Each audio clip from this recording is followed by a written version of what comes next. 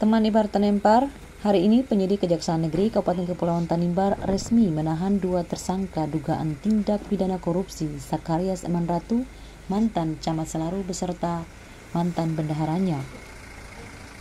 Hal ini disampaikan Kajari Gunawan Sumarsono dalam konferensi pers Jumat 10 Juni 2022. Jadi yang diserahkan oleh penyidik kepada penuntut umum pada Kejaksaan Negeri Kabupaten Kepulauan Tanimbar hari ini adalah 2 tersangka dalam dugaan tindak pidana korupsi sebagaimana yang saya sampaikan tadi. Yang pertama adalah tersangka ZE dan kedua adalah tersangka DZB.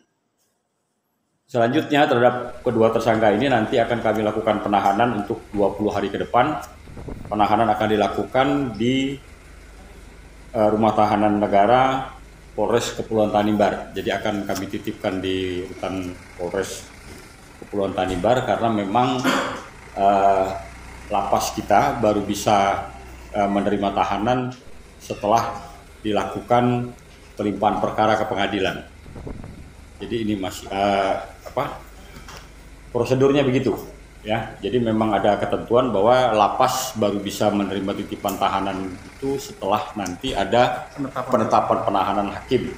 Ya, setelah kita limpahkan berkas. Selanjutnya kita tim penuntut umum dalam perkara ini telah ditunjuk, yaitu 1 Saudara M. Dedi Fahlezi, kemudian Saudara Bambang Irawan, kemudian L. Immanuel Lolongan, Andi Abdul Rozak Rifan Adha, dan kemudian Jerry Nicholas Alvido Patiasina. Satu lagi adalah Pak Muhammad Fazlur Rahman Komardin. Jadi itulah tim yang akan selanjutnya melakukan tindakan penuntutan terhadap kedua tersangka kita ini. Pelimpahan perkara nanti akan dilakukan di Ambon, karena perkara ini akan kami limpahkan ke Pengadilan Tindak Pidana Korupsi pada Pengadilan Negeri Ambon. Dan mudah-mudahan nanti kalau memang situasinya masih dalam kondisi COVID, mungkin persidangan akan dilakukan secara online dari sini.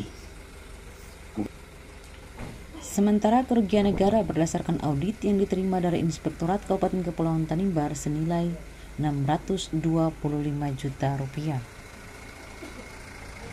Sedangkan ancaman hukuman bagi keduanya Primeir Pasal 2 Ayat 1 Undang-Undang Nomor 31 Tahun 1999, Pasal 2 Ayat 1, setiap orang yang secara melawan hukum melakukan perbuatan memperkaya diri sendiri atau orang lain atau suatu korporasi yang dapat merugikan keuangan negara atau perekonomian negara dipidana penjara dengan penjara seumur hidup atau pidana kurungan 4 tahun dan denda paling sedikit 200 juta dan paling banyak 1 miliar rupiah.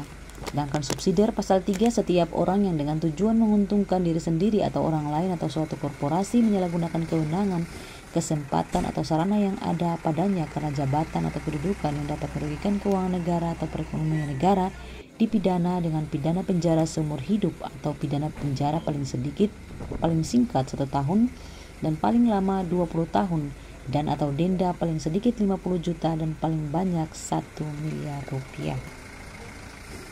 Demikian informasi ini teman Ibar Tanempar, semoga bermanfaat dan kita semua lebih berhati-hati lagi dalam pengelolaan keuangan negara. Terima kasih telah menonton, jangan lupa untuk subscribe.